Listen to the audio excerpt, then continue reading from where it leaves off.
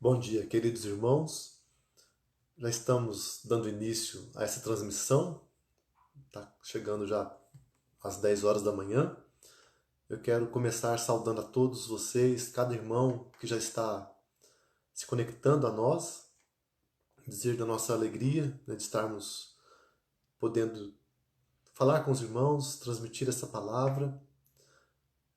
Reconhecemos o momento que estamos vivendo, um momento que, para mim, pelo menos, é inédito. Nunca vivi essa situação, né, de estar olhando para o mundo todo quase num estado de isolamento, de não podermos ter a vida normalizada, né? Mas temos esse recurso da comunicação, de podermos transmitir mensagens, levar a palavra de Deus, levar conforto, consolo, o ensino. E é o que nós queremos nessa manhã. A igreja sente, né, a dificuldade, a falta de estar em comunhão, de estarmos juntos ali, né, fisicamente, mas nós podemos continuar a ser alimentados pela palavra de Deus. Eu espero que essa semana que passou tenha sido uma semana abençoada na vida de cada um.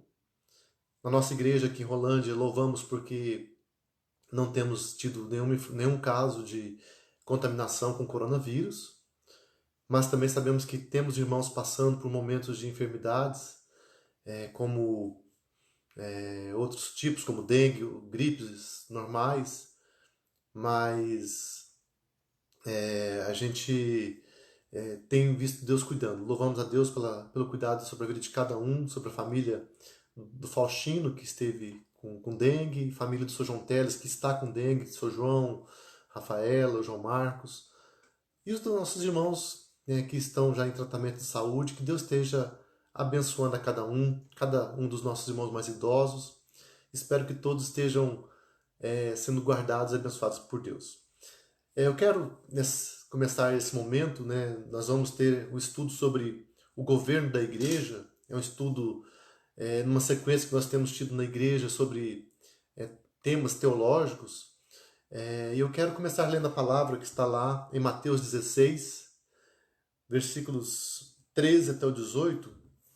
A palavra diz assim: Indo Jesus para os lados de Cesareia de Filipe, perguntou a seus discípulos: Quem diz o povo ser o filho do homem?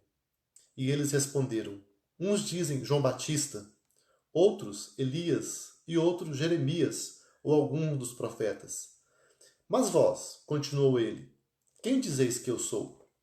Respondendo Simão Pedro, disse: Tu és o Cristo, o Filho do Deus vivo.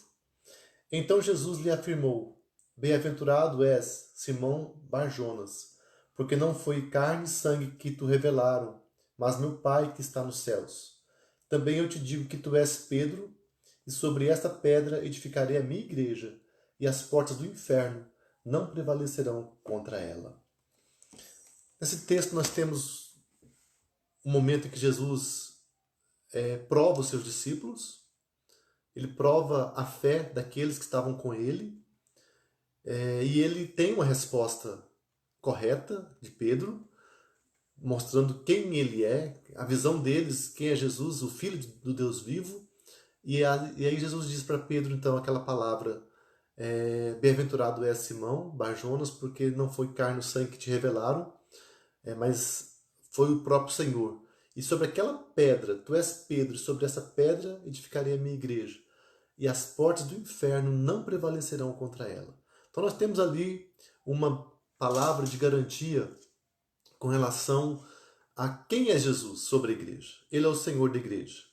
E a sua igreja é guardada, é abençoada, é preservada por ele. E vemos isso acontecendo na história. Deus, em Cristo, o Espírito Santo, a obra de Deus na vida da igreja, sendo uma obra de cuidado, uma obra de sustentação, uma obra de bênção. Podemos dizer que a igreja só pode subsistir neste mundo porque Deus está cuidando dela, porque Deus está sustentando essa igreja.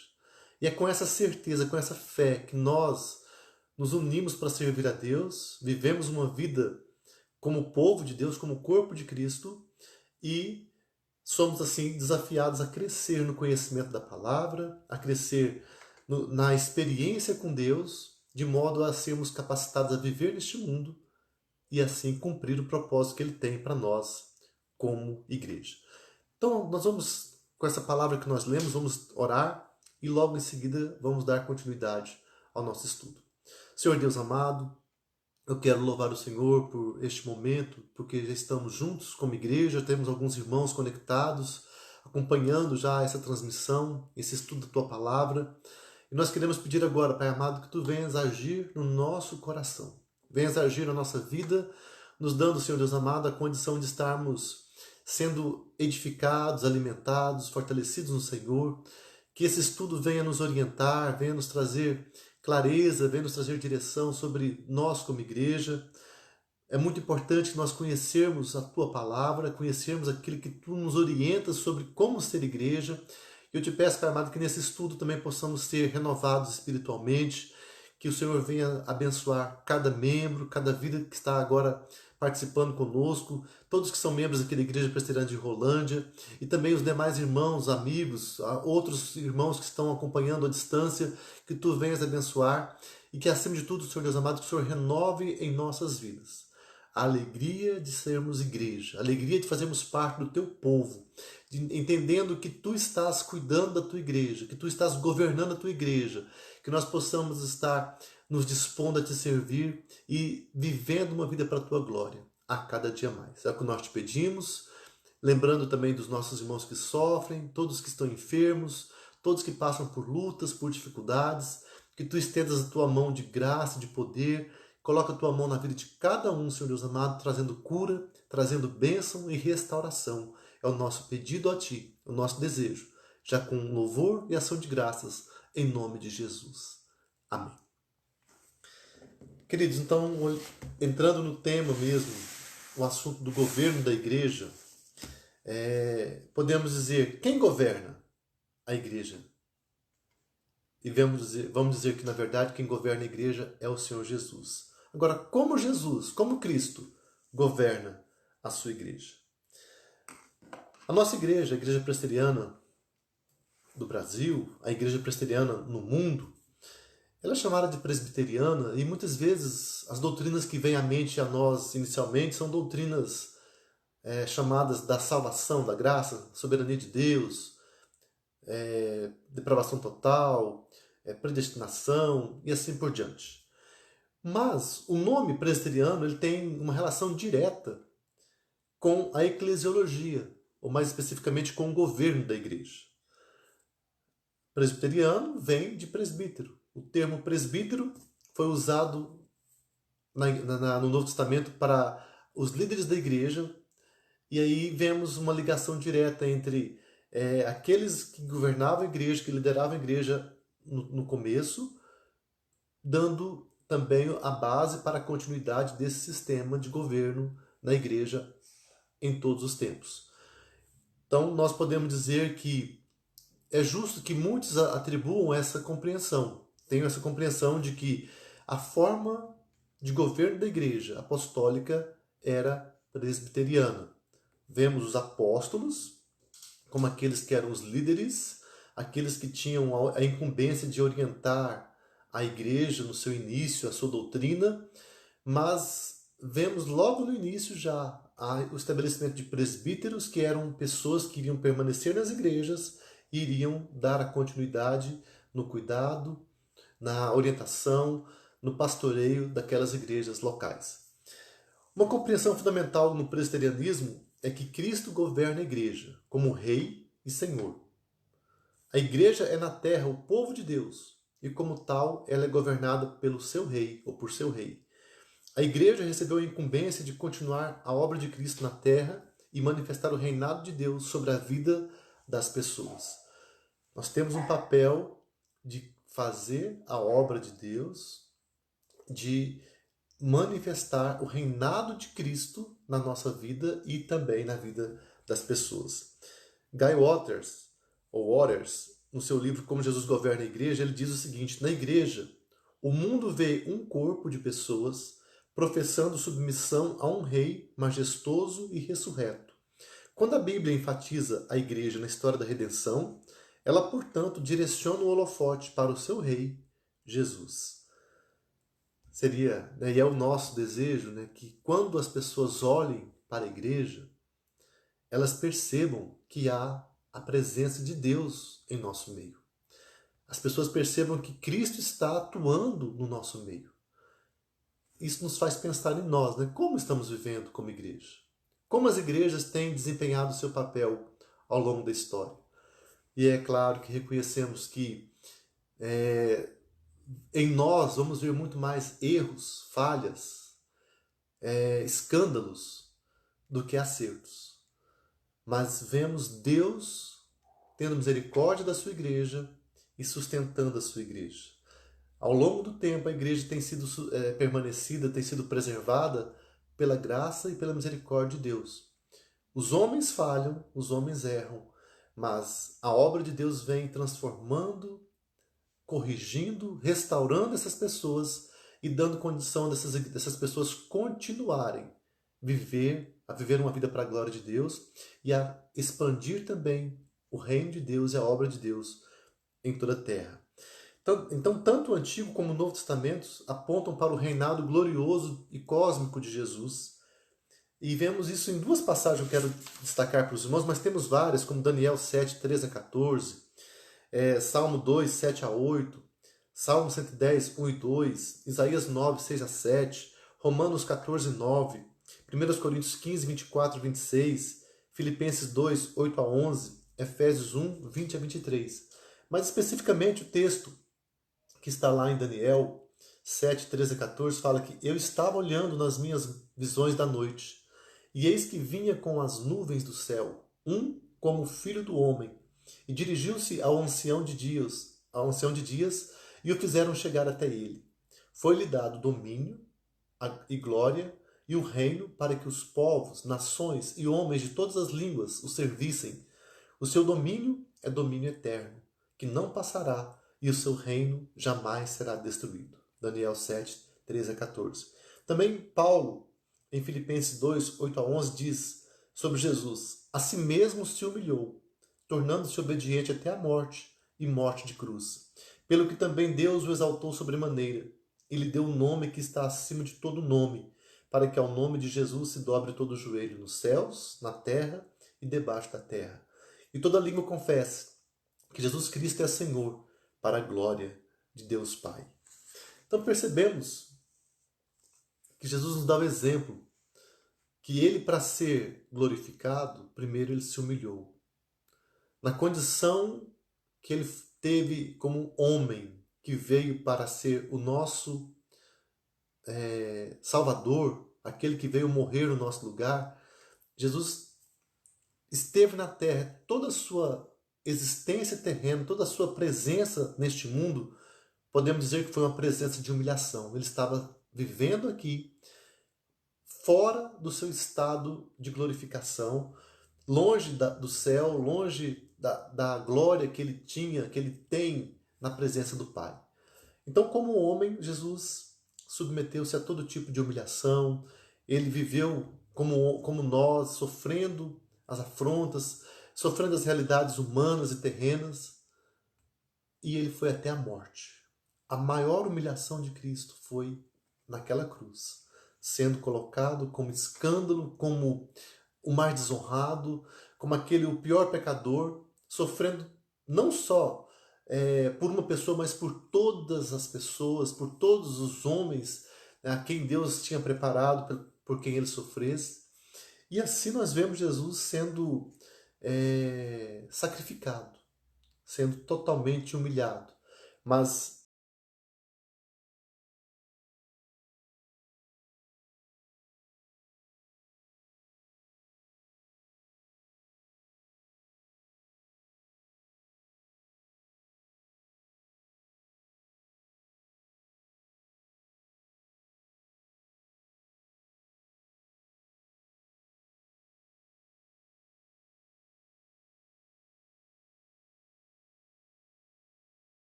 Ele é o fundamento da igreja.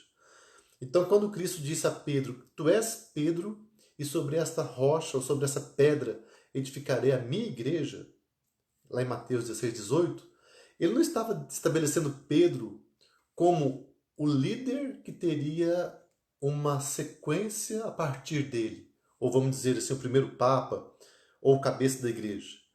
Jesus estava se dirigindo a todos os apóstolos, pois Pedro respondeu em nome dos apóstolos quem era Jesus.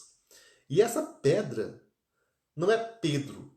A pedra a qual Cristo se refere é a confissão de Jesus como Messias. Uma confissão que o grupo dos discípulos fez por meio de Pedro. Eles disseram, tu és o Cristo, o Filho do Deus vivo. Então, é aquela confissão, é essa certeza de quem é o Senhor da igreja, quem é o cabeça da igreja, quem é Jesus, que vai dar a base para uma igreja ser estabelecida, ser edificada de maneira correta. Jesus, então, deu autoridade aos apóstolos para que eles estabelecessem a igreja em cima daquela confissão, sobre a rocha que é a convicção que Jesus é o Senhor. Ele está no comando, ele está no controle, ele está abençoando e ele vai levar essa igreja a cumprir o seu propósito até o final. E no final, ele dará também a glória, ele dará a bênção eterna, a igreja estará recebendo todas as maravilhas conquistadas por Cristo na cruz. Então, com isso, a igreja é edificada a partir dos apóstolos. A partir daí, os apóstolos orientaram e estabeleceram o governo da igreja no Novo Testamento e por toda a história até o retorno de Cristo. Então, os apóstolos deram a doutrina, a teologia, os conselhos, as orientações para a igreja. Eles foram pregando, plantando igrejas, e as igrejas também foram tendo a continuidade. A partir da morte dos apóstolos, quando eles já não estavam mais entre eles, a igreja continuou tendo a sua continuidade confiada na palavra do Senhor. Então já são mais de 2000 anos, desde quando Cristo veio até os dias de hoje, em que a igreja permanece no mundo, servindo a Deus. Então qual que é o modelo? Qual que é o governo de igreja estabelecido pelos apóstolos? Vemos logo no início da igreja o estabelecimento de uma igreja ou de uma liderança organizada e autorizada por Deus. Ao mesmo tempo em que os apóstolos iam de cidade em cidade pregando o evangelho e fazendo discípulos, eles também estabeleciam lideranças em cada igreja. Parte do ministério contínuo dos apóstolos às igrejas que Cristo chamou do mundo pela pregação da palavra foi a indicação de presbíteros. Lá em Atos 14, 23, diz assim, e promovendo-lhes em cada igreja a eleição de presbíteros, depois de orar com jejuns, os encomendaram ao Senhor em quem haviam crido. Então, em cada igreja, eles iam promovendo a eleição de presbíteros, quer dizer, lideranças locais que iriam dar a continuidade no trabalho daquelas igrejas. Cada e toda congregação devia ser governada por um grupo de presbíteros. O governo da igreja era algo não negociável para a vida da igreja. Aqui vemos o motivo para isso. Ele faz parte do padrão de ensino de Cristo dado por intermédio dos apóstolos. É por isso que quando Paulo fala lá em 1 Timóteo, capítulo 3, ele vai falar de como deve ser o bispo, o presbítero e os diáconos. Ali ele está dando orientações de uma normalidade que deveria ser na igreja. Deveria haver liderança constituída e organizada, liderança autorizada por Deus, capacitada por Deus, e que deveria cumprir os requisitos que Deus estabelecia na sua palavra, e eles deveriam então exercer o seu papel de governar a igreja segundo a direção de Jesus. E quando os presbíteros estão governando a igreja da maneira correta, então é o próprio Jesus que está governando aquela igreja. Isso nos mostra uma verdade importante, que Jesus delega a sua autoridade. Ele vai governar a sua igreja usando homens, usando pessoas dando capacidade para esses homens servirem a Deus, ensinarem a sua igreja e assim darem continuidade ao trabalho que foi começado por Jesus. Então foi esse desde o começo o trabalho de Jesus. Ele chegou, ele começou seu ministério e logo ele chama 12 homens, 12 apóstolos. Ele os preparou para que eles estivessem estabelecendo a sua igreja na sequência. E aqueles apóstolos deveriam preparar outros homens. E assim a igreja vive essa continuidade de aprendizado, de orientação, de preparação, em que num tempo uma pessoa é aprendiz e no outro tempo ele é um mestre, ele vai ensinar e ele vai transmitindo isso para outras gerações e assim a cada momento, de maneira sucessiva, a igreja vai permanecendo, vai vivendo uma vida que agrada o Senhor, com pessoas que vão aprendendo a mesma palavra, que vão conhecendo o mesmo Deus, o mesmo Senhor Jesus. E assim a igreja expande neste mundo, cresce e glorifica o Senhor. Então é um mistério. Vemos nisso um grande mistério, porque a igreja é uma instituição humana e ela, como sendo formada por homens, ela teria tudo para dar errado, porque a base da igreja é uma base diferente de uma base empresarial, em que há um lucro financeiro, um propósito de construção de coisas para o bem pessoal. A igreja é um propósito espiritual. Muitas vezes não vemos resultado prático, um resultado material que nós podemos palpar, mas vemos a obra que Deus vai fazer na vida das pessoas a cada dia. Pessoas vão sendo alcançadas, pessoas vão sendo transformadas. Quando vemos uma pessoa que estava perdida, uma pessoa que estava vivendo uma vida de escravidão no pecado, uma vida de dominação, com uma família toda arrasada, ou com a sua própria vida arrasada, uma pessoa que não tinha direção, não tinha rumo, e ela se encontra com Jesus.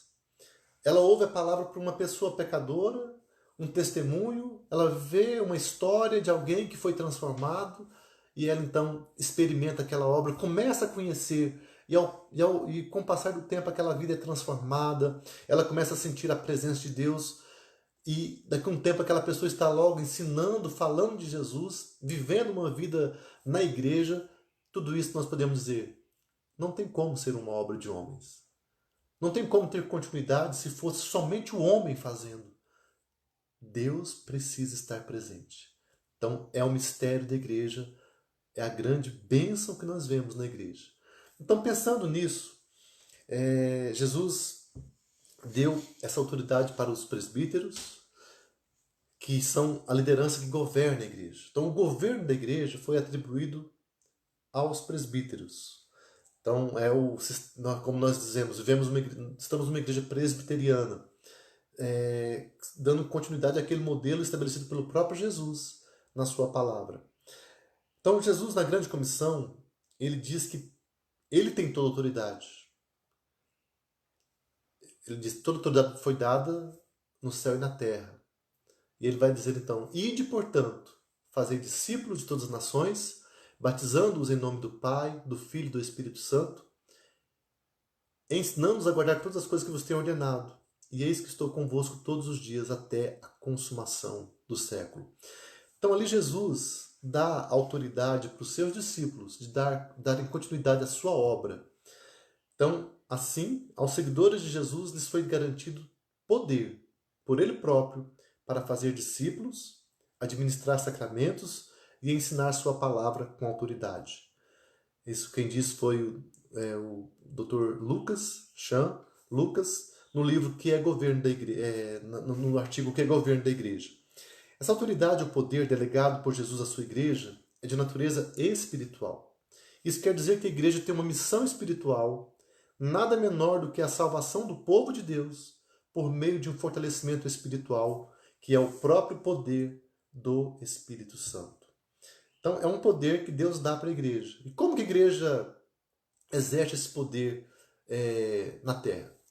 De maneira resumida em 3 modos. Primeiro, a igreja tem poder para declarar a sua doutrina. Segundo, a igreja exerce o seu poder de regulamentar a sua adoração e administração dos sacramentos. E terceiro, a igreja exerce o seu poder aplicando a disciplina nos seus membros ou disciplinando os seus membros. Então, falando um pouquinho sobre cada uma dessas áreas de atuação, em que a igreja exerce esse poder dado por Jesus a ela, então, quando fala de doutrina, a igreja tem o poder de declarar a sua doutrina, quer dizer, aquilo que ela crê baseado na palavra de Deus. Quer dizer, a igreja tem autoridade para dizer que crê em algumas coisas por serem verdades bíblicas e que outras não o são. A igreja tem um papel de ensinar a verdade de modo correto, sendo que ortodoxa, bem como defender a verdade através da apologética e também testemunhar sua veracidade e poder. Por isso que a igreja é tão muitas vezes contestada. Quantas pessoas querem dizer assim, a igreja tinha que ser diferente, tinha que ter permissão para mais coisas, as pessoas podiam fazer coisas à vontade. Mas não é bem assim. Nós não temos essa liberdade plena porque a palavra de Deus, a Bíblia Sagrada, ela tem normas, ela tem limites. E alguém pode dizer, mas os dias, os tempos mudaram. Mas a palavra fala que a palavra de Deus não muda. A palavra de Deus é viva e eficaz. Ela foi dada de uma maneira completa e plena. Então, mesmo havendo anos e anos depois, havendo uma cultura totalmente mudada, a igreja deve lutar para viver essa palavra de Deus. Então, por isso que o ensino é tão importante, a palavra é tão importante. Deus deixou a sua palavra para nós, e nós temos o papel de aprender a palavra, ensinar, testemunhar dela e guardar também essa palavra. Quando o cristão ou quando a igreja admite ensinamentos que são contrários à palavra de Deus, qual que é o perigo? A igreja vai perder a sua essência. A igreja vai perder o seu caráter de ser igreja de Jesus Cristo. Porque ela se tornará igreja contaminada pelo pecado ou corrompida por uma heresia, por um erro, e dessa maneira ela deixa de ser igreja de Cristo. Esse é o perigo dos erros doutrinários quando eles são mantidos, quando eles são trazidos e são aceitos pela igreja. É que a igreja deixa de ser fiel à palavra do Senhor. Então, nosso desafio é lutar, por conhecer a palavra e viver a palavra do Senhor. Um dos meios que a igreja usa para declarar sua doutrina é adotar e formular credos, os quais são resumos do ensino bíblico. As igrejas históricas todas têm algum tipo de confissão ou algum tipo de credo, algum tipo de resumo da sua doutrina. No nosso caso, a nossa igreja tem o sistema de Westminster. Temos a confissão de fé, o breve catecismo e o catecismo maior. Esses documentos, esses materiais são estudos, são materiais que estão acessíveis a nós, todos podem acessar, temos hoje acesso via internet, você pode clicar Confissão de Fé de Westminster e você vai encontrar na internet o texto integral e você vai poder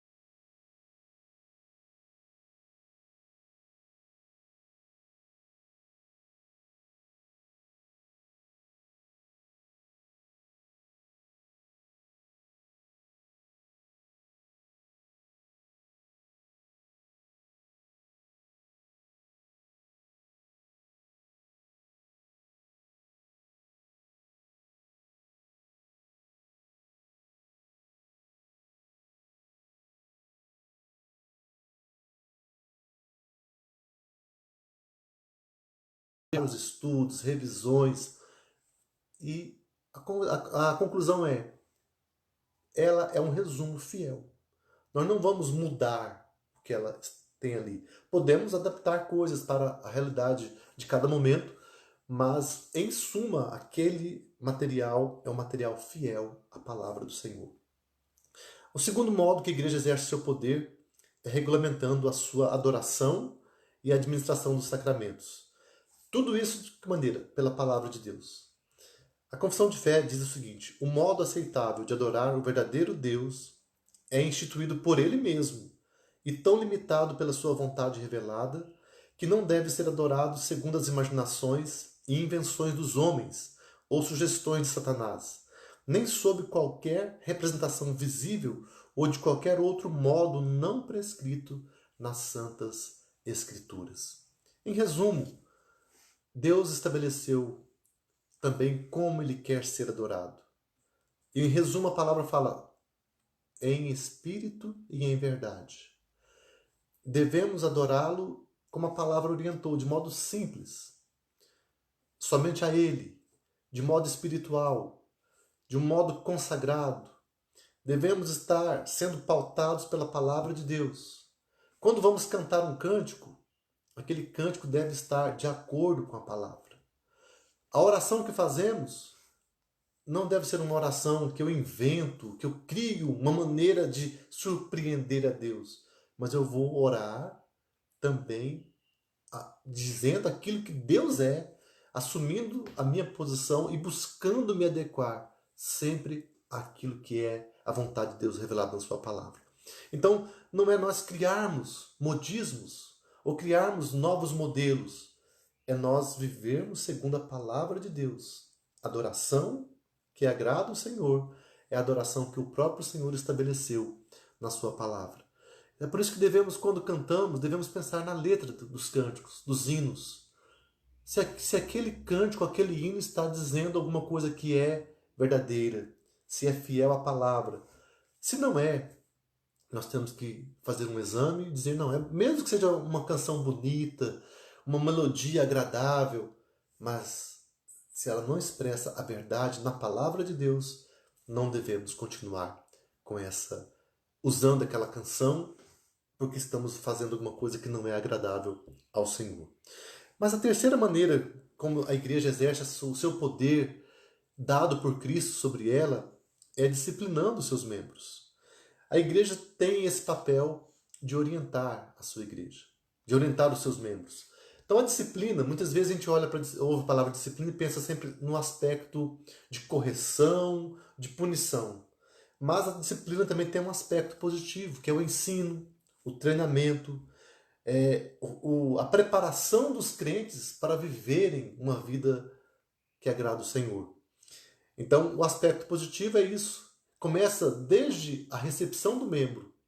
Quando o membro chega na igreja, primeiro ele é orientado, ele é preparado, ele aprende sobre como é a palavra de Deus, sobre as doutrinas da palavra, sobre o que Deus espera de nós.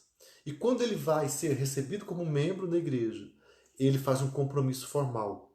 Ali ele está assumindo um compromisso diante de Deus de ser fiel à palavra de Deus e ser fiel àquela igreja, enquanto aquela igreja é fiel ao Senhor. Então, é um ato de disciplina, é um ato de treinamento, de preparação.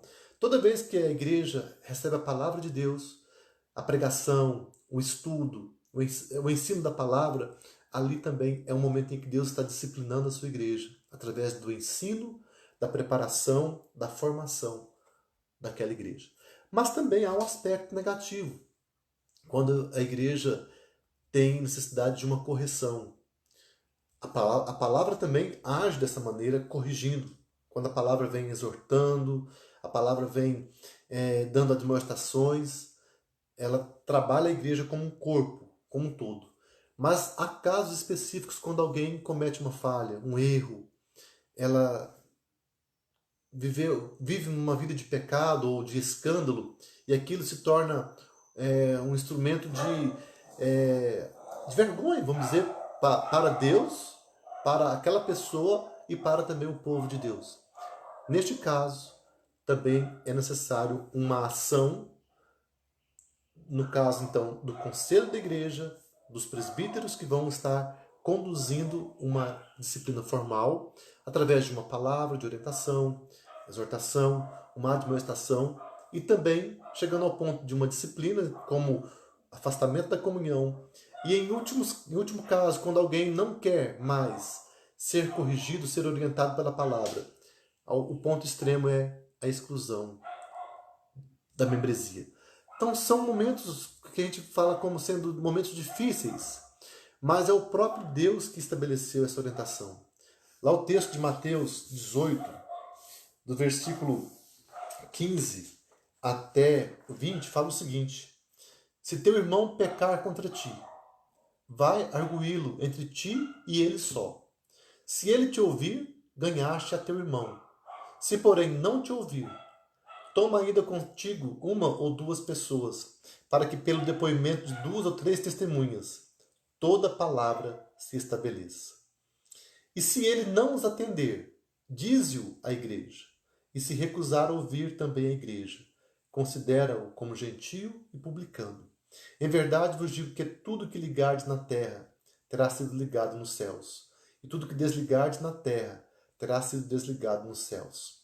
Em verdade também vos digo que, se dois dentre vós, sobre a terra, concordarem a respeito de qualquer coisa, que porventura pedirem, ser-lhes-á concedida por meu Pai, que está nos céus. Porque onde estiverem dois ou três reunidos em meu nome, ali eu estou no meio deles. Então nós vemos aqui palavras que são muito significativas, que nos mostram a importância de uma confrontação, de uma correção. E o alvo final da disciplina, no sentido de correção, é a transformação, o arrependimento, a restauração e o fortalecimento daquela pessoa. Nós percebemos que quando alguém erra, ele está exposto ao escândalo, à vergonha, mas uma vez que aquela pessoa é corrigida, é tratada, é restaurada, não tem mais condenação, não tem mais acusação. Lembramos, é claro, que em termos de salvação, uma vez que a pessoa foi salva, uma vez que a pessoa se entregou a Jesus, que ela creu, confessou Jesus como seu Senhor e Salvador e assumiu uma vida com Deus, ela já foi salva. Isso é uma coisa definitiva. Deus nos dá algo que é dele, um presente da graça, que é perfeito, que é imutável. Agora, a questão é, enquanto estamos no mundo, vivemos neste mundo, estamos sujeitos ao erro, e é por isso que nós precisamos ser tratados. E quando somos tratados, somos corrigidos e somos orientados da maneira correta, nós temos a oportunidade de uma transformação, de um aprendizado, de um conhecimento, de um crescimento, e dessa maneira, com isso, a igreja do Senhor Jesus, ela é purificada, ela é aperfeiçoada e ela continua vivendo uma vida neste mundo que agrada ao Senhor. Então é um processo, muitas vezes doloroso, muitas vezes que traz tristeza para nós, mas a disciplina na igreja também se faz muito importante. E aquele irmão que não se dispõe, que não aceita a disciplina, que se mantém rebelde, ele vai trazer o quê? Prejuízo para a sua vida. Ao longo do tempo ele vai ter uma vida de dúvidas, ele vai sempre ficar pensando, faltou alguma coisa. Mas quando ele é tratado, quando ele é restaurado, quando ele se submete à disciplina da igreja, que é a disciplina do próprio Senhor Jesus, então ela está sendo que abençoada. Então nós vemos que são meios, a igreja tem um poder de Deus para cumprir a obra do Senhor, para fazer a obra do Senhor. Sabemos que ao fazer essa obra, a igreja está sujeita a erros também, a liderança, os presbíteros, os pastores, mas Deus trabalha também em cada um, dando orientações. É por isso que vamos ver na sequência que o governo da igreja, não é um governo de uma pessoa só, é um colegiado, e todos que estão no governo, estão cuidando de alguém, devem ter alguém que estão também cuidando deles, estão sujeitos a autoridades superiores, porque o homem é falho. Mas, então, através de grupos de pessoas, através de pessoas que são capacitadas por Deus, as falhas vão sendo tratadas, corrigidas e a bênção de Deus vai se manifestando na vida da igreja. Então, pensando nessa continuidade, então, vemos o poder, como que o poder de Deus se manifesta na igreja, como que esse poder é administrado pela igreja. Pela doutrina que a igreja assume, pela maneira como ela adora ao Senhor e como ela também ministra os sacramentos, e também através da disciplina que ela aplica, que ela exerce na vida dos seus membros. Agora vamos ver que Jesus, Cristo, governa a sua igreja por meio de oficiais. Há um texto lá em Efésios 4, de 7 a 14, que diz o seguinte: E a graça foi concedida a cada um de nós, segundo a proporção do dom de Cristo. Por isso, diz, quando ele subiu às alturas, levou cativo o cativeiro e concedeu dons aos homens. Ora, que quer dizer subiu, senão que também havia descido às regiões inferiores da terra? Aquele que desceu é também o mesmo que subiu acima de todos os céus, para encher todas as coisas. E ele mesmo concedeu uns para apóstolos, outros para profetas, outros para evangelistas e outros para pastores e mestres, com vistas ao aperfeiçoamento dos santos, para o desempenho do seu serviço, para a edificação do corpo de Cristo, até que todos cheguemos à unidade da fé e do pleno conhecimento do Filho de Deus, à perfeita varonilidade, à medida da estatura da plenitude de Cristo, para que não mais sejamos como meninos, agitados de um lado para o outro e levados ao redor por todo o vento de doutrina, pela artimanha dos homens, pela astúcia com que induzem ao erro. Efésios 4, de 7 a 14. Então aqui nós vemos essa palavra de Paulo sobre os dons que Deus concede à sua igreja, especificamente com relação ao cuidado, ao governo da sua igreja. Ali vemos alguns dons que são característicos da liderança oficial da igreja. O próprio Cristo reparte certos dons entre certos irmãos. Então, na igreja, não há base para o ciúme com relação aos dons espirituais. Isso por quê? Primeiro, eu não mereço nenhum dom. Se tenho um dom específico, tenho toda razão para me humilhar e ser agradecido a Deus, porque foi Deus quem me deu. É Ele que me concedeu isso. Eu não merecia. Segundo, Cristo é cabeça e rei da igreja, não eu. Se Deus me deu o dom X ou Y, foi Ele quem me deu. Eu vou me colocar à disposição para usá-lo da melhor maneira. Terceiro, Cristo assegurou-me que eu e meus companheiros cristãos nos beneficiaremos dos dons espirituais do meu irmão. Então, eu abençoo e sou abençoado. E cada irmão também, ao desempenhar os seus dons, está abençoando alguém. E quando outro ministra na sua vida também, ele é abençoado. Então, todos somos abençoados quando todos produzem, quando todos estão trabalhando, colocando os seus dons à disposição da obra de Deus, à disposição de Deus e assim fazendo a vontade do Senhor. Alguns dons são indivíduos específicos a quem Cristo concedeu dons e chamou para servir a igreja de modo específico. Eles são apóstolos, profetas, evangelistas, pastores e mestres. Cada um desses dons tem a ver com a palavra de Deus. Cristo propõe esses dons à igreja para que a palavra de Deus seja ministrada a todo o corpo, e o propósito da concessão desses dons é edificar o corpo em maturidade e constância. Então, apóstolo, profeta, evangelista, pastor e mestre são dons relativos à palavra de Deus, à proclamação da palavra. Agora vamos ver que nem todo dom espiritual acarreta um ofício eclesiástico. O ofício eclesiástico tem a ver com dons que são reconhecidos pela igreja e que geram a necessidade de separar aqueles que os têm. Os oficiais da igreja não estão numa posição superior aos demais membros, nem têm um acesso mais próximo a Cristo. Eles continuam fazendo parte da igreja, mas com papéis que o próprio Deus estabeleceu.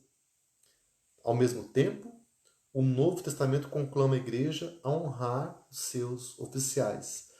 Isso tem a ver com a autoridade conferida por Deus e reconhecida pela igreja. Então vamos dizer assim, Deus dá dons para todas as pessoas, todos os cristãos. Alguns dons são relativos ao governo, ao oficialato da igreja. Então essas pessoas vão desempenhar o seu dom, vão orientar a igreja vai receber a orientação desses irmãos, vai respeitá-los, vai respeitar a autoridade que eles têm e vai também honrar essas pessoas. Mas é uma ação que todos vão participar e todos vão ser beneficiados através dela. Porque é como o corpo. Somos um corpo, mas não tem como todos serem cabeça. Então, no nosso corpo nós temos cabeça, pescoço, olhos, boca, braços, pernas, temos o tronco, temos cada órgão, cada parte. Então vemos que assim também é o corpo de Cristo. Temos um cabeça, que é o Senhor Jesus. Ele orienta e governa a igreja através dos seus oficiais, dos seus presbíteros e diáconos. No caso, vamos ver um pouquinho sobre o apostolado e os profetas daqui a pouco. Mas cada membro, então, vai desempenhar o seu papel, sendo orientado por esses líderes que vão à frente, mas todos juntos fazendo a obra do Senhor. É muito interessante ver essa dinâmica, porque é um mistério. Talvez muitos pensem, mas por que a igreja é desse jeito? A gente vai ver, porque o próprio Deus estabeleceu. O próprio Deus orientou a sua igreja a ser dessa maneira. E quando ela consegue viver segundo a palavra, ela vai cumprir o plano de Deus, vai ser abençoada e o mundo será também abençoado, alcançado. As pessoas serão alcançadas pela palavra do Senhor. Então, pensando aqui, eu falei de apóstolos e profetas, depois a gente fala de presbíteros e diáconos. Então, por que alguns dons ou alguns oficiais não permaneceram? Vemos a explicação na própria palavra de Deus. Alguns ofícios são ordinários ou comuns e outros são extraordinários. Os ofícios ordinários são permanentes e os extraordinários foram temporários. Os ofícios extraordinários são os apóstolos e os profetas e os ordinários são os pastores, presbíteros e diáconos. Isso por quê? Deus levantou homens para orientar o seu povo, para trazer a sua palavra ao seu povo. Então, enquanto Deus estava revelando a sua palavra, eram necessários os profetas, isso no Antigo Testamento e no Novo, e depois os apóstolos, que mais especificamente no Novo Testamento.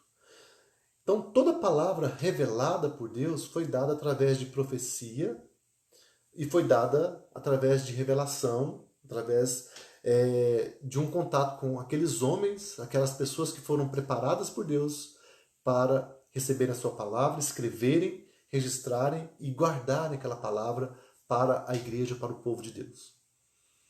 Então, nesse contexto, Deus usou os profetas e os apóstolos. Os apóstolos, como nós já sabemos, foram aqueles que viveram com Cristo, andaram com Jesus, tiveram uma experiência pessoal com Jesus e aí tiveram uma autoridade de orientar a igreja nos primeiros momentos.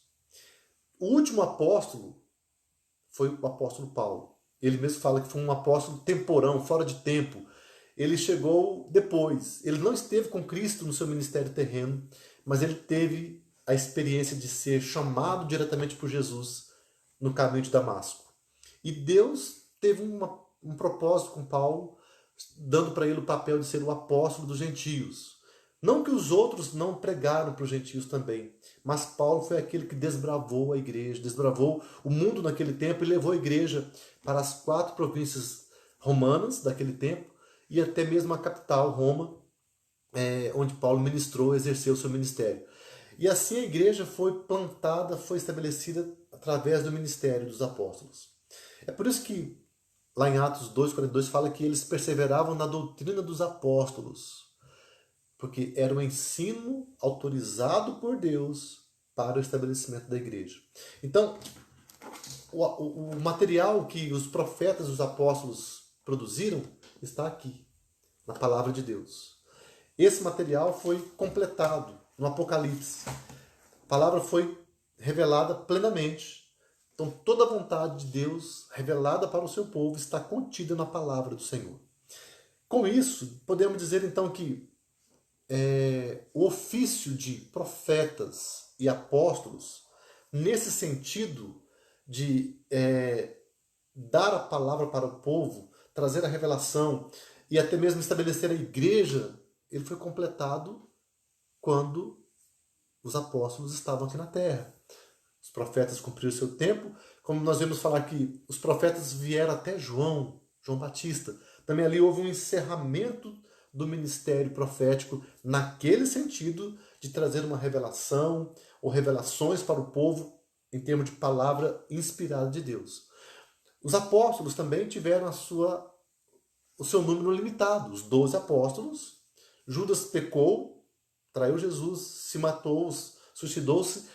Matias substituiu Judas e logo depois veio Paulo também. Então houve um grupo, esses apóstolos que foram aqueles que deram a orientação para a igreja e estabeleceram a doutrina da igreja. Mas podemos dizer que esses dons foram dons extraordinários e por isso tiveram um tempo específico. Mas houve a continuidade na igreja com os ofícios de evangelista, pastor e mestre. No caso aqui, vamos ver presbíteros, diáconos. O evangelista é um dom que está presente na igreja, mas que não permaneceu como um ofício específico. Se bem que há o cargo de evangelista, mas que na igreja, na organização da igreja, não exerce um poder de governo, mas um poder de orientar, de ensinar, de plantação de igrejas, mas que um pastor tem o dom de evangelista, um presbítero tem o dom de evangelista e assim por diante.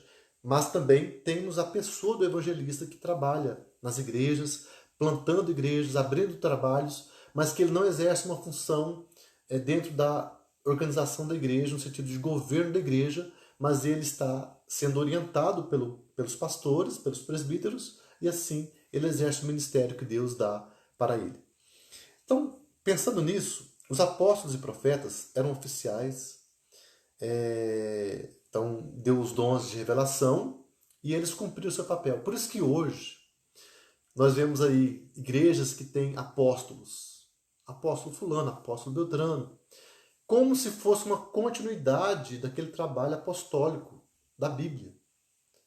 E nós vamos dizer que, olhando para a palavra de Deus, não é uma coisa legítima, não é uma coisa correta, porque nós vemos nisso muitas vezes as pessoas querendo muito mais um poder para falar: eu sou o apóstolo fulano, eu sou o chefe da igreja, eu que dou as ordens aqui. Ao invés de obedecer a palavra de Deus, submeter a autoridade que Deus estabeleceu através de um corpo dirigente da igreja. Então, pensando assim, vemos que os apóstolos e profetas cumpriram seu papel e eles terminaram o seu ministério. E hoje, então, não temos, naquele sentido, de apóstolos e profetas em termos da Bíblia. Mas vamos dizer assim, o dom de apostolado e o dom de profecia existe? Podemos dizer que sim. Porque apóstolos, todos nós somos. Porque a palavra apóstolo, no seu sentido original, quer dizer enviado. Então, nesse sentido, todos nós somos enviados como embaixadores em nome de Jesus. Então podemos dizer, todos nós somos apóstolos, nesse sentido geral, de fazer a obra do Senhor como enviados de Deus. Mas ser apóstolo como um título ou um ofício, não podemos dizer que somos. Profetas. A profecia. O que a profecia é em si hoje? Como eu disse, não há mais uma revelação em termos de completar esse livro. A Bíblia está completa. Mas há a profecia no sentido de orientação, a pregação da palavra de Deus, a interpretação da palavra e a aplicação da palavra para o povo de Deus.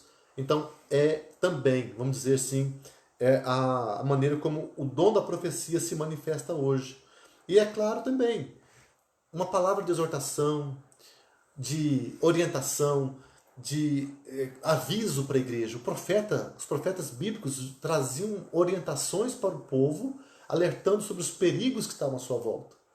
Também nesse sentido, nós temos hoje tanto a necessidade do ministério profético, como também vemos aí pessoas que agem como verdadeiros profetas, que têm uma autoridade, que falam para a igreja, que chamam a atenção uns dos outros, no sentido de trazer o povo para mais perto de Deus, para mais perto da palavra de Deus. Mas, irmãos, o tempo está passando, né? O tempo está quase pelo nosso propósito de terminarmos às 11 e pouquinho. Eu quero dar continuidade, então, lendo um pouquinho sobre, falando um pouco mais sobre o exercício do presbiterato, do diaconato. Como nós dissemos, nossa igreja, os dois ofícios que permanecem são o ofício de presbítero e de diácono. Então, olhando para os presbíteros, primeiramente, então, os ofícios ordinários são aqueles cujas funções não pressupõem quaisquer circunstâncias especiais ou peculiares na vida da igreja, mas são tão indispensáveis nas eras posteriores quanto o eram nos primeiros tempos. Então não é uma coisa extraordinária, é uma coisa normal que permanece no dia a dia da igreja. Nossa Constituição define da seguinte maneira a questão dos oficiais. A igreja exerce suas funções na esfera da doutrina, governo e beneficência, mediante oficiais que se classificam em ministros do evangelho, ou presbíteros docentes, presbíteros regentes e diáconos. Então são os três oficiais. Na verdade, dois, porque o pastor e o presbítero são presbíteros. E o outro ofício são os diáconos. Então, sobre o papel do presbítero, dizemos que todos os presbíteros são chamados para supervisionar a igreja, governar a igreja e ensinar a igreja. Os presbíteros são chamados para servir ao lado do ministro no governo e no pastoreio do rebanho. O presbiterato é um ofício pastoral e os presbíteros regentes são chamados para desempenhar um papel importante na supervisão espiritual da congregação. O pastor, que também é presbítero, recebe o nome de ministro. Ele é separado para se dedicar ao estudo da palavra e o cuidado do rebanho em tempo integral. 1 Timóteo 5,17 afirma que alguns presbíteros são chamados a se afadigar na palavra e no ensino, uma vez que há dedicação em tempo integral. Então o pastor ele é tanto mantido pela igreja, sustentado, como também ele dedica o seu tempo todo para o cuidado da igreja. Enquanto que os presbíteros regentes participam no governo da igreja, no pastoreio da igreja, mas não de modo integral. Eles têm as suas funções, seus trabalhos, segundo a sua vocação profissional, e dedicam tempo na igreja, se desdobrando também no ministério do cuidado da igreja. Então, dessa maneira, vemos que esses presbíteros, tanto o pastor como os presbíteros, governam a igreja e ensinam a igreja e orientam a igreja e pastoreiam a igreja no seu dia a dia. Então, vemos também sobre os diáconos. O diácono ele foi também um ofício instituído por Deus através dos apóstolos. Quando que os diáconos foram instituídos? Lá em Atos capítulo 6, vemos quando a igreja passou por um momento de dificuldade, porque no começo os apóstolos estavam fazendo todo o trabalho da igreja, tanto na pregação da palavra, nas orações e também no serviço geral, atendendo às mesas, vendo as necessidades das pessoas. Mas com o passar do tempo a igreja cresceu e o texto lá fala que algumas pessoas foram ficando esquecidas. Houve uma falha, não proposital, mas pela própria situação, a própria necessidade da igreja e a limitação dos apóstolos. Eles não tinham tempo para fazer todo o trabalho, tanto da preparação da palavra, ensinamentos, como também o serviço de atender às mesas, ver os carentes, as necessidades. Então, por isso, o que Deus fez? Deus falou para os apóstolos, orientou os apóstolos, Pedro e os demais, a escolherem homens autorizados, homens capacitados, homens santos, homens que eram fiéis, para que pudessem exercer o ofício do diaconato. Então, em Atos capítulo 6, de 1 a 7, nós vemos ali o estabelecimento do ofício do diaconato. Então, a partir daquele momento, os diáconos permanecem na igreja, servindo. Eles têm um papel de recolher as ofertas da igreja, de cuidar do andamento do culto, né, no dia a dia, quando a igreja está funcionando, os diáconos estão ali de plantão, orientando as pessoas que chegam, que entram, recepcionando as pessoas, também atendendo a alguma necessidade que surge de algum ministério na igreja naquele momento. Eles também estão olhando para como está o templo e as dependências da igreja à sua volta. Então há um trabalho muito importante que os diáconos realizam no sentido de cuidado, orientação, serviço durante os trabalhos da igreja. Nos outros momentos também, os diáconos estão atentos àqueles que estão passando por necessidades e eles trazem essas necessidades para a igreja, né, para o conselho, ou eles já têm uma autonomia para fazer isso e eles já providenciam meios de atender aqueles que estão passando por necessidades. Então, em termos de medicamentos, cestas básicas, visitas, cuidados em todos os sentidos. Então, vemos que é um trabalho fundamental, um trabalho importantíssimo, e a partir então de que a igreja entendeu a necessidade desse ofício, ele se torna um ofício perpétuo na igreja. Então nós podemos dizer que nossa igreja presbiteriana, ela é uma igreja que tem como oficiais pastor, que é o presbítero docente, o presbítero, que é o presbítero regente, e os diáconos, que são aqueles que servem, que estão trabalhando junto com o conselho, eles são orientados pelo conselho, mas eles também têm a sua autonomia de fazer o trabalho, de atender as pessoas e cuidar daqueles que necessitam. Então, dessa maneira, vemos que os oficiais da igreja zelam pelo bem-estar da igreja, zelam pela saúde da igreja, saúde física, saúde espiritual, a saúde do corpo. Então, irmãos amados, vemos aí um desafio que é ter esse papel, mas vemos que é um privilégio muito grande servir a igreja. Eu, como pastor, podendo aprender de Deus, ter esse chamado e desempenhar esse ministério de cuidar de pessoas que estão diante de mim, que Deus me confiou, mas não sozinho, juntamente com os presbíteros e também juntamente com os diáconos. Então, isso nos faz pensar como nós precisamos de homens capacitados, como a igreja precisa orar pela sua liderança, para que cada dia mais as pessoas, aqueles que estão à frente da igreja, estejam cumprindo de maneira correta o seu papel. E como também nós que estamos desempenhando o papel, dependemos totalmente da ação de Deus, do poder de Deus, porque sabemos que somos humanos, somos falhos. E quando vemos as falhas da igreja, nós reconhecemos aí que realmente estamos no mundo. A igreja está no mundo e ela, como igreja militante, igreja visível, igreja que está aqui neste mundo, ela está sujeita assim, a falhas, a erros, mas sabemos que fazemos parte também. Esperamos que cada um que faz parte dessa igreja que é visível, militante, esteja realmente de maneira plena, entregue nas mãos de Cristo. E desse modo fazendo parte da igreja universal, a igreja invisível, a igreja gloriosa.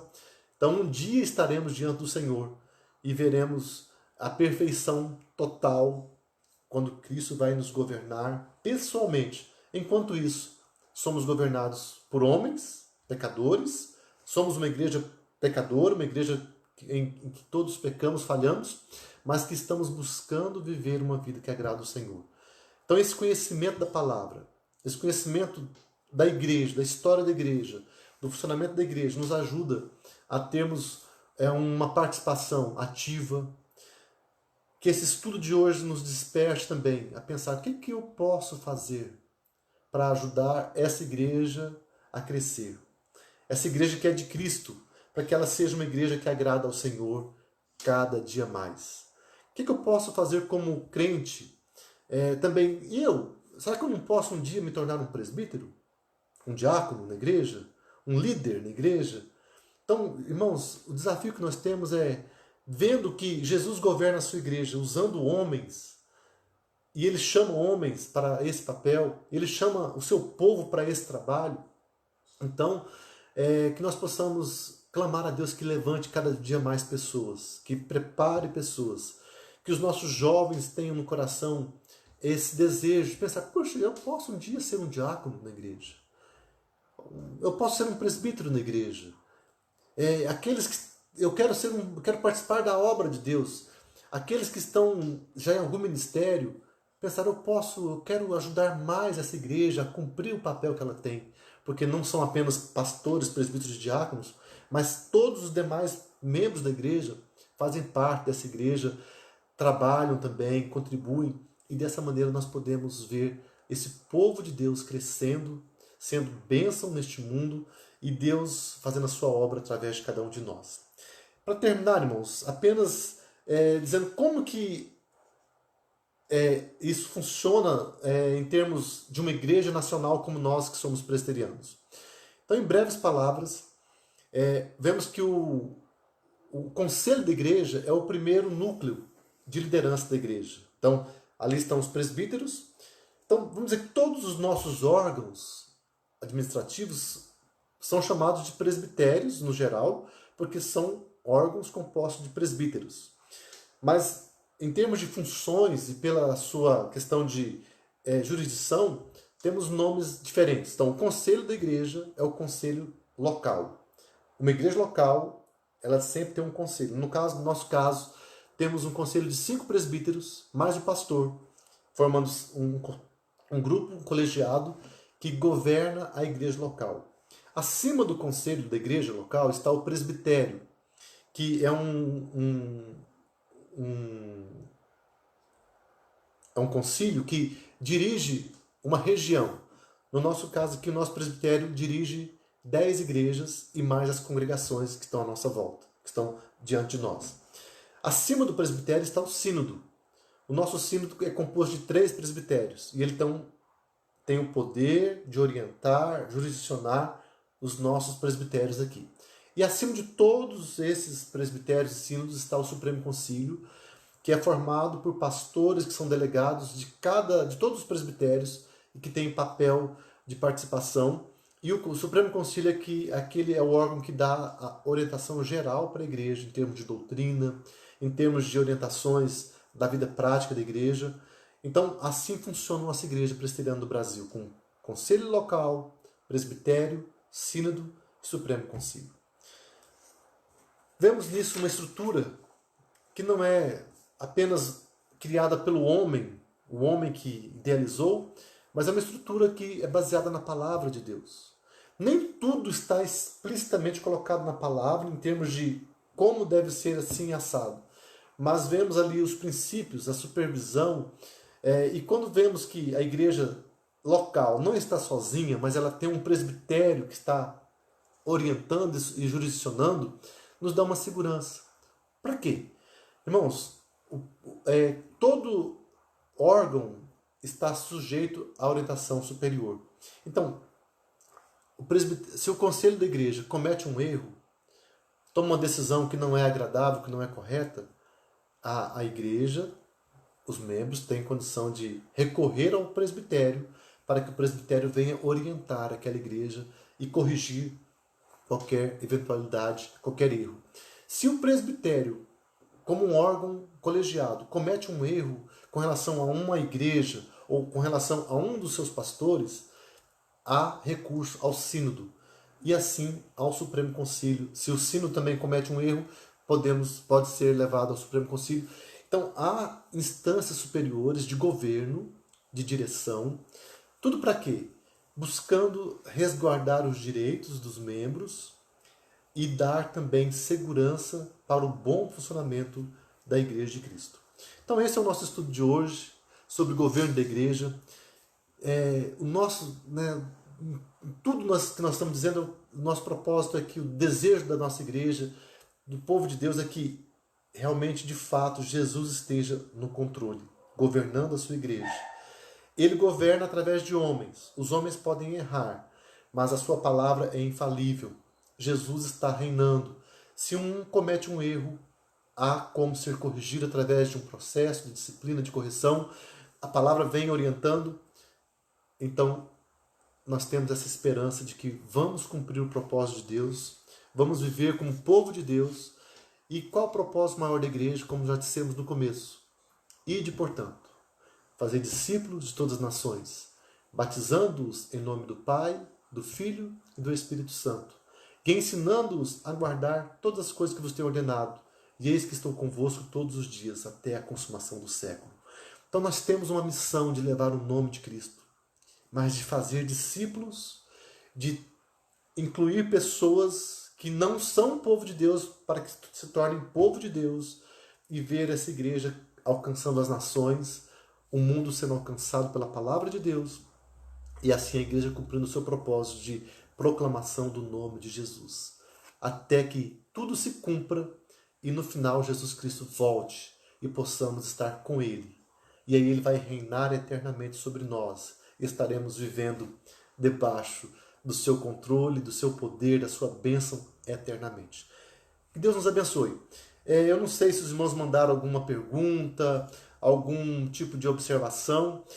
Não deu tempo nem de fazer algum comentário. Eu quero agradecer a todos pela sua presença. Obrigado aí pelas curtidas dos irmãos, os coraçõezinhos que foram nos dados. É maravilhoso podermos estar juntos. Que Deus abençoe a todos nesse dia. À noite teremos também às 19h a pregação da palavra. Vamos meditar sobre Filipenses 1, de 19 até 26. Quero convidar a todos para estarmos juntos às 19h. Enquanto estamos nesse processo de isolamento social, podemos desfrutar dessa comunhão através das redes sociais. Que Deus nos abençoe. Eu quero terminar com oração. Vamos fechar nossos olhos, vamos orar ao nosso Deus. Ó Pai amado, muito obrigado, Senhor Deus, pela Tua palavra. Obrigado por esse momento que nós podemos estudar a Tua palavra. E esse assunto, Pai amado, que é tão importante também, que é o governo da igreja. Estudamos um pouco sobre nossa igreja presbiteriana do Brasil. E louvamos porque, Pai amado, Tu nos dás essa estrutura de governo, de funcionamento. E louvamos porque não foi uma coisa que nós criamos, mas o Senhor mesmo estabeleceu na Tua palavra. E nós queremos pedir, Pai amado, abençoe a Tua igreja. Abençoe aqueles que estão nos ouvindo, que participaram conosco desse estudo da palavra do Senhor. Pai amado, que o Senhor nos abençoe como igreja. Abençoe aqueles que estão no ministério do diaconato, do presbiterato, do pastorado. Pai amado, abençoe aqueles que estão trabalhando na Tua igreja como oficiais. Venha nos fortalecer, venha nos capacitar.